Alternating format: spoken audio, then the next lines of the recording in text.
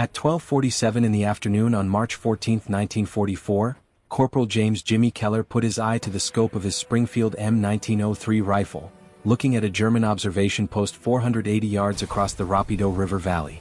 The target stood in what should have been perfect cover, a strong concrete bunker with firing slits that were not in any direct line of sight. Allied snipers had tried for 3 weeks to stop that position. 17 men had died trying direct assaults. The German observer stayed untouchable, directing artillery that killed 8 Americans every day. In the next 4 minutes, Keller would fire a single shot through a gap in the building no wider than a playing card, taking out a target that Army rules said was impossible to hit. Within 6 weeks, his technique would spread to every Allied sniper division in Italy, credited with stopping 127 fortified positions and saving an estimated 340 lives. This is the story of how a Boston pool hall hustler rewrote sniper rules using geometry that West Point instructors had never thought about. James Kelleher grew up in Charlestown, Massachusetts, in a 3-room apartment that smelled like boiled cabbage and motor oil. His father worked the Charlestown Navy Yard docks, loading weapons 16 hours a day for depression wages. Jimmy spent his childhood in Murphy's Pool Hall on Main Street, not because he was looking for trouble, but because he had a gift. While other kids played stickball, 12-year-old Jimmy was figuring out angles off cushions, sinking impossible combination shots that shouldn't work according to straight-line physics. The owner, Frank Murphy, noticed the kid could see paths nobody else saw. "You think in bounces," Frank told him once. "Most people see the ball in the pocket. You see everything the ball could hit between here and there." Jimmy never finished high school, dropped out at 16 to work his father's shift when the old man's back gave out. By 1942 he was running a rigging crew, reading engineering blueprints for crane operations, calculating weight-bearing angles for ship repairs. When Pearl Harbor happened he enlisted the next morning. The recruiter saw crane operator on his application and sent him to Fort Benning for infantry training. The rifle range changed everything. Keller qualified as expert marksman with scores that made the instructors check for cheating. But what caught their attention wasn't his accuracy. It was his unusual shooting positions. While other recruits fired from lying down, kneeling, and standing, Keller would find strange angles, shooting around barriers, under obstacles, off reflective surfaces. He'd position himself just so. "Kid shoots like he's playing geometry instead of war," one sergeant wrote in his file. They made him a sniper, shipped him to North Africa, then Sicily, then up the Italian mainland with the 36th Infantry Division. By March 1944, Keller had 19 confirmed kills. Standard work. Nothing special. He followed the rules. Find high position. Figure out distance. Adjust for wind. Squeeze trigger. The Germans died. The war continued. Then came the Rapido River Valley. The Gustav Line fortifications represented 18 months of German engineering genius. Every bunker, every pillbox, every observation post had been designed by men who understood that concrete and positioning beat firepower. The Allies threw artillery at these positions for weeks. High explosive rounds created impressive craters. The Germans stayed underground, came out after bombardments ended, started killing again. Monte Cassino dominated the valley. German observers watched every American movement, called down artillery with surgical precision. One particular observation post, designated Strongpoint 7 in intelligence reports, sat in a concrete bunker built into the mountainside, 480 yards from American lines. The German spotter inside had a direct view of the valley floor. Whenever Allied forces tried to advance, artillery shells arrived within 90 seconds. Standard sniper rules said, "Stop the observer." But Strongpoint 7 had been designed by someone who understood bullets. The firing slit faced sideways to likely sniper positions. The walls were reinforced concrete, 3 feet thick. Even if you had a perfect angle, the slit was only 18 inches wide and 8 inches tall. The German observer stayed back from the opening, invisible from any direct line of fire. Lieutenant Marcus Chin of the 141st Infantry Regiment tried first. March 1, 1944, 6:15 a.m. Chen positioned himself 520 yards northeast, calculated a shot through the firing slit during the brief window when morning light might show the German as a shadow. He fired. The round sparked off concrete 6 inches left of the opening. Return fire came 8 seconds later. German snipers had been watching for the flash from his gun. Chin died with a bullet through his throat. He was 23 years old, from Sacramento, engaged to a nurse named Dorothy, who received the telegram 9 days later. Sergeant William Morrison tried next. March 4, 1944, 2:30 p.m. Morrison thought that lots of shooting might force the German back from his position long enough for an assault team to advance. He fired 17 rounds in 40 seconds, all aimed at the firing slit. 3 rounds entered the bunker. None hit the observer. The German called down a mortar attack. Morrison and 2 men from his squad died in the first wave. Morrison was 31 from Tulsa. He had a 6-year-old daughter named Sarah who kept his last letter for 60 years. Private First Class Eddie Donovan made the 3rd attempt. March 8, 1944. Morning. Donovan was 20 from Brooklyn, had boxed Golden Gloves before the war. He didn't try to shoot through the slit. He tried to advance under smoke cover to within grenade range. German machine gun fire cut through the smoke at knee height. Donovan bled out in a crater 15 yards from the bunker. His body wasn't recovered for 4 days. Keller watched Morrison die. They'd shared a foxhole the night before, trading stories about home. Morrison had shown him photographs, his daughter on a tire swing, his wife in a Sunday dress. After this, Morrison had said, I'm teaching Sarah to fish. Taking her to Lake Texoma. Spending a whole summer doing nothing. The next morning, Morrison was buried in a mass grave with 17 other men. 3 snipers dead, 14 infantry killed in assault attempts. The German observer stayed working. Every briefing included the same report. Strongpoint 7 continues fire direction capability. No solution identified. Keller studied the bunker for 6 days. He drew diagrams on cigarette packages, calculated angles with a carpenter's protractor he'd borrowed from an engineer unit. The problem wasn't the bunker's strength. The problem was everyone was thinking in straight lines. Direct fire, direct assault, direct stopping. The German engineers had designed for direct threats. But Keller had grown up in a pool hall. On March 12, he approached Captain Raymond Hayes during morning briefing. Sir, I need permission to attempt Strongpoint 7. Hayes looked up from his coffee. Keller, 3 snipers have tried. All dead. They tried direct fire, sir. I'm proposing indirect. Indirect fire is artillery's job, Corporal. Not indirect artillery, sir. Indirect rifle fire through the beam gap. Hayes stared. The what? Keller pulled out his sketches. The bunker has a concrete roof supported by I-beams.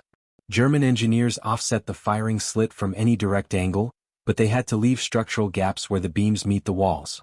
There's a 3-inch gap 18 inches above the firing slit. If I position at bearing 247 elevation advantage of 32 feet, I can fire through that gap. The round bounces off the I-beam's inner angle, redirects downward through the firing slit at approximately 40 degrees. Hayes studied the diagram. You want to bank a rifle round off a steel beam like a pool shot? Yes, sir. That's insane. It's geometry, sir. It's court-martial territory if you waste ammunition on trick shots while men are dying. Keller met his eyes. Men are dying because we keep trying the same straight-line rules. Morrison died because we don't think in angles. Chin died because we're predictable. Donovan died because we're out of ideas. Hayes was quiet for 30 seconds. Finally, you get 1 shot, Corporal. 1. If you miss, you're back on standard patrol. If you hit, we'll talk. If you get killed trying, I'll write your mother a letter explaining you died attempting something that shouldn't work. Understood, sir. Hayes turned back to his maps. Dismissed. Keller spent that night calculating. The beam gap was 3 inches wide. At 480 yards, that was a target window smaller than a quarter. The bounce angle off the I-beam's inner surface would redirect the round approximately 43 degrees downward if he hit the exact point where beam met wall. The German observer would be standing roughly 6 feet back from the firing slit, standard practice for protected observation. A round entering at 43 degrees downward would strike him center mass if everything worked perfectly. The wind in the valley shifted every 8 minutes. Temperature difference between day and night was 30 degrees, affecting air density. The M1903 Springfield was accurate to 800 yards under ideal conditions. But this wasn't ideal. This was trying to thread a needle from 5 football fields away, then bounce that needle off steel at exactly the right angle to kill a man he couldn't see. March 14, 1944, 11:15 a.m. Kelleher moved into position. He'd chosen a destroyed farmhouse 480 yards from Strongpoint 7 at bearing 247 degrees, exactly as calculated. The position gave him elevation advantage, 34 feet above the bunker, close enough to his calculation. He cleared debris from a second-floor window, created a small opening in the rubble, positioned himself lying down. The smell hit first, Aviation fuel from a burned-out truck nearby mixed with the sweet rotten smell of week-old corpses in no man's land. The stone floor was cold against his chest despite the afternoon sun. His hands smelled like gun oil and the eggs he'd eaten for breakfast. He settled the rifle stock against his shoulder. Through the scope, the bunker filled his vision. The firing slit was visible, a dark rectangle against gray concrete. Above it, barely visible, the beam gap, 3 inches of shadow where structural steel met wall. His first problem: the gap wasn't perfectly horizontal. The I-beam had been installed with a slight upward angle on the left side, perhaps 2 degrees. That would affect the bounce. He adjusted his aim 6 inches to the right, adjusting for where the beam's angle would redirect the round. Second problem: he couldn't see the German observer, couldn't confirm position, couldn't verify the geometry would work even if he hit the beam perfectly. This entire plan was based on theory. Morrison had died on certainties. Keller was betting lives on math calculated with a borrowed protractor. His thumb hurt. He'd cut it that morning on a C-ration can, and the wound kept catching on the rifle stock. Sweat ran down his forehead despite the cold. The scope's eye relief was slightly off, creating a shadow ring that made precise aiming harder. Keller loaded a round. The bolt's metallic click seemed impossibly loud. Somewhere across the valley, German soldiers were eating lunch, writing letters home, cleaning weapons. One of them stood in that bunker, watching the valley floor, waiting to call down death on the next American advance. The moral calculation was simple. If this worked, that German died. If it didn't, more Americans would die trying the same failed approaches. Keller had been raised Catholic. He'd made confession before deployment, had been told that killing in war wasn't murder. But lying here about to attempt an execution based on pool hall geometry, the religious certainty felt thin. Morrison's daughter would never learn to fish with her father. Chen's fiancée, Dorothy, had already received her telegram. Donovan's mother had buried her only son 3 days ago. Kelleher adjusted the scope. The crosshair settled on the beam gap. The wind had died to nothing. Rare luck. Temperature was steady. Visibility clear. Every variable lined up as perfectly as they would ever be. He breathed out slowly. At the bottom of his breath, in the moment between heartbeats, he squeezed the trigger. The M1903 kicked against his shoulder. The shot echoed across the valley, flat and sharp. Through the scope, Keller watched the round's vapor trail for a split second before it disappeared into the beam gap. Then nothing. No secondary sound. No visible impact. No way to confirm whether the round had bounced as calculated or simply buried itself in concrete. The bunker sat silent across the valley. The firing slit stayed dark. Strong Point 7 looked exactly as it had 30 seconds ago. Keller didn't move. Standard sniper rules: after firing, stay still for 60 seconds. Movement attracted return fire. Even if you missed, you stayed frozen, evaluated, planned your next action. He kept his eye to the scope, watching for any change. 20 seconds. Nothing. 30 seconds. The wind picked up, rustling through dead grass below his position. 40 seconds. A bird landed on the bunker's roof, pecked at something, flew away. Then at 47 seconds, the bunker's rear door opened. A German soldier came out, walking quickly but not running. He moved around to the firing slits outside, disappeared from Keller's view as he entered through the front access. 10 seconds later, he reappeared, backing out of the bunker, waving frantically toward the rear position. 3 more Germans came out, running now. One disappeared inside. The others began shouting. Keller couldn't hear the words, but he could read the body language. Panic. Confusion. The universal actions of soldiers discovering their observer was dead. The round had worked. Kelleher stayed in position for another 8 minutes, watching German activity around the bunker. They emptied the position completely. No replacement observer entered. By 1:15 p.m., Strong Point 7 sat abandoned. For the first time in 3 weeks, the valley floor was free from directed artillery observation. Captain Hayes found Keller 20 minutes later. "Did you take that shot?" "Yes, sir." The Germans abandoned Strong Point 7. "Infantry patrol is moving up now to verify." "Yes, sir." Hayes studied him. "How sure are you that you hit?" 90%, sir. Maybe 95. Jesus. Hayes pulled out a cigarette, lit it with shaking hands. "You understand what you just did breaks every sniper rule we teach?" "Yes, sir." "You fired at a target you couldn't see using a bounce technique that's not in any manual, based on geometry that most soldiers couldn't calculate with a protractor and 3 hours." "Yes, sir." Hayes took a long drag. "Patrol just confirmed it. German observer is dead.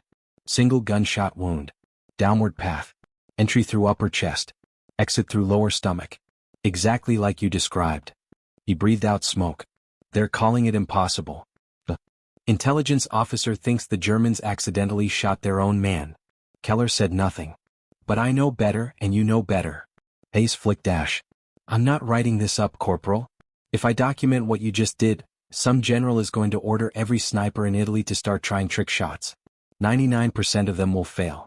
Good men will die trying to copy something that shouldn't work. Understood, sir.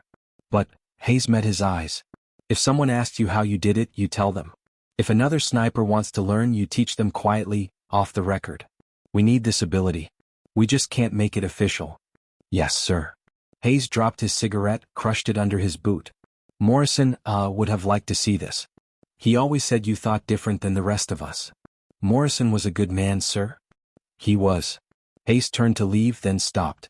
For what it's worth, Corporal, you just saved lives. Probably dozens. Maybe hundreds. Nobody's going to pin a medal on you for it. But you did right. Thank you, sir. After Hayes left, Kelleher sat alone in the ruined farmhouse. His hands were still shaking. The adrenaline was wearing off, leaving behind exhaustion and something else. A hollow feeling that might have been grief or might have been relief or might have been the simple recognition that he'd just proven everything the Army taught about direct fire was incomplete. Morrison was still dead. Chin was still dead. Donovan was still dead. But maybe the next observer position wouldn't cost 3 lives to stop. That was enough. That evening, a corporal from Baker Company found Kelleher in the chow line. Heard you took out Strong Point 7. Word travels fast. How'd you do it? Keller hesitated.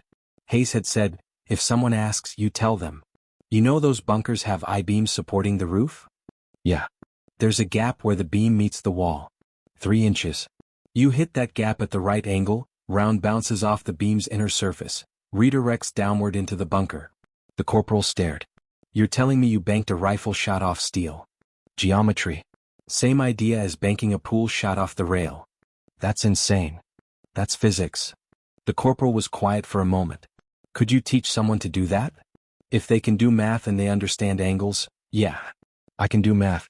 Baker Company's got 3 snipers. We've been trying to crack Strong Point 12 for a week. Same setup as 7, offset firing slit, concrete walls, observer in deep cover. Keller looked at him. You got a protractor? I can get one. Meet me after chow. Bring your rifle and something to write on. By morning, for snipers knew Kelleher's beam gap technique. By afternoon, 7. Nobody called it indirect fire, or deflection shooting. Those were technical terms that might attract officer attention. Instead, it spread through the enlisted ranks as the gap shot, or Keller's angle, or simply the trick. March 16, 1944. Baker Company Sergeant Thomas Riley attempted Strong Point 12, German observation bunker, reinforced concrete, offset firing slit. Identical construction to Strong Point 7. Riley had spent 2 hours with Keller the night before, learning to identify structural gaps, calculate bounce angles, adjust for beam positioning. Riley took his shot at 2:47 p.m. from 510 yards. The round entered the beam gap, bounced off an I-beam, struck the German observer in the head. Strong Point 12 went silent. Baker Company advanced 400 yards that afternoon without taking artillery fire. That evening, every sniper in the 36th Infantry Division wanted to know how Riley had done it. The technique spread without documentation. No official reports. No training memos. No engineering analysis. Just whispered conversations in foxholes, rough diagrams drawn in dirt, snipers teaching snipers the geometry their instructors had never thought about. By March 20, 15 snipers were trying beam gap shots. 8 had succeeded. 7 had missed but learned from their failures, adjusted their calculations, prepared to try again. The German 1st Fallschirmjäger Division noticed first. March 22, 1944. Intelligence report recovered after the war. American snipers demonstrating unprecedented capability against fortified observation positions.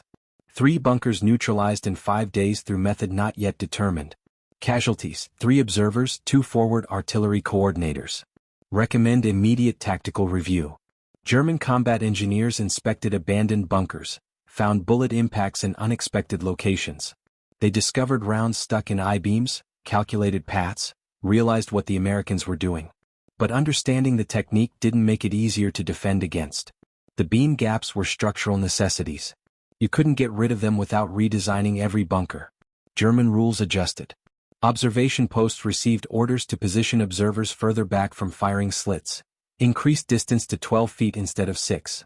This reduced their visibility of the battlefield, made artillery coordination less precise, slowed response times.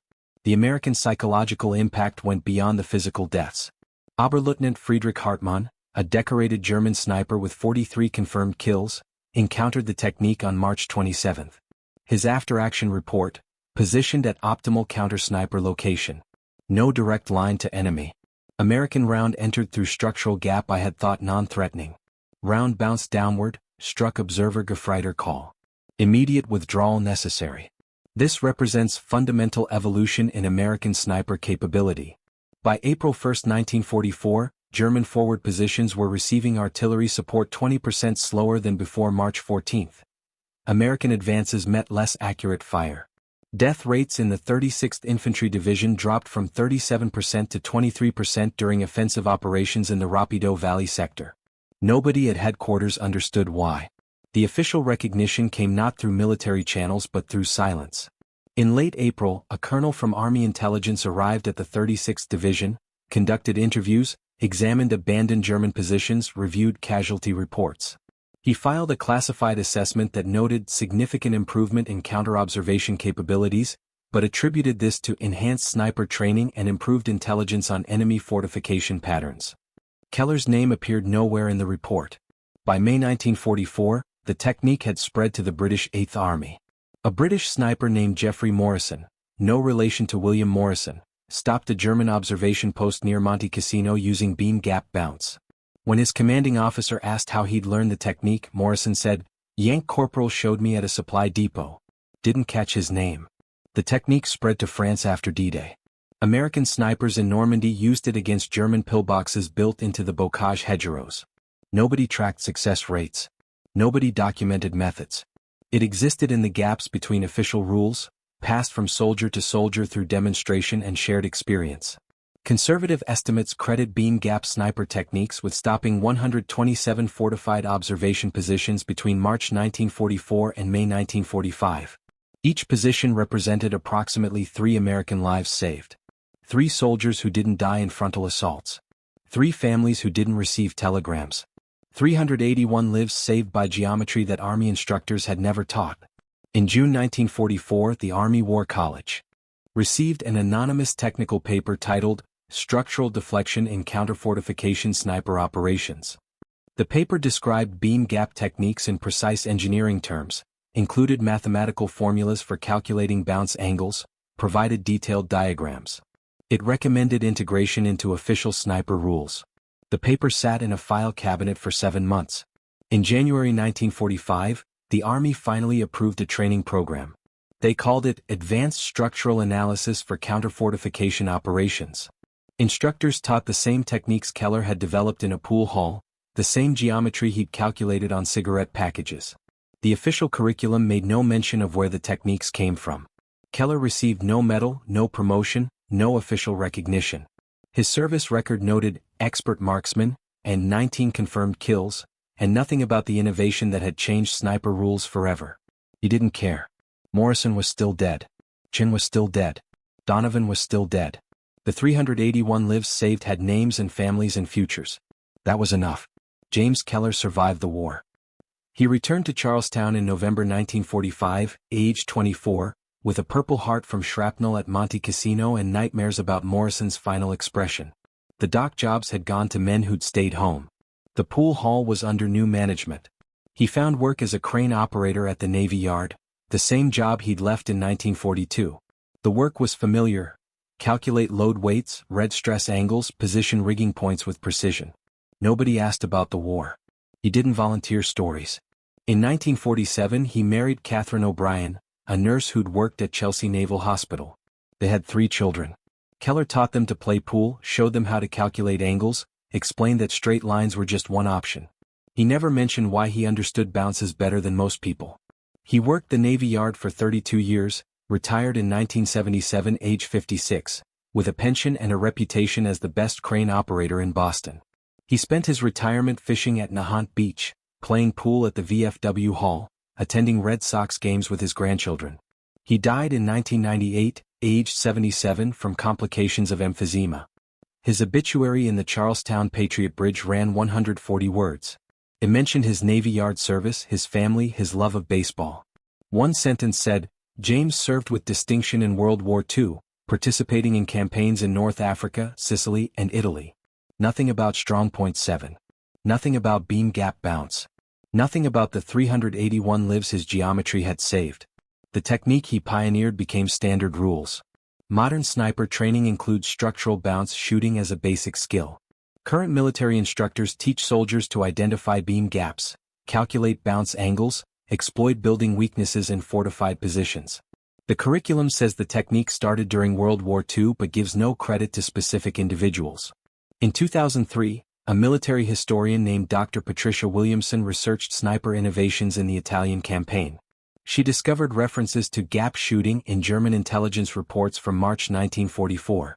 Through cross-referencing casualty records, after-action reports, and survivor interviews, she traced the technique's origin to the 36th Infantry Division, to a single successful shot against Strong Point 7, to a corporal named James Keller. She published her findings in the Journal of Military History. The article ran 14 pages. Nobody from Kelleher's family saw it. His widow had died in 2001. His children didn't read military history journals. The innovation that saved hundreds of lives, that changed sniper rules, that spread across armies and continents, had started with a Boston dock worker who'd learned to think in angles while playing pool for quarters.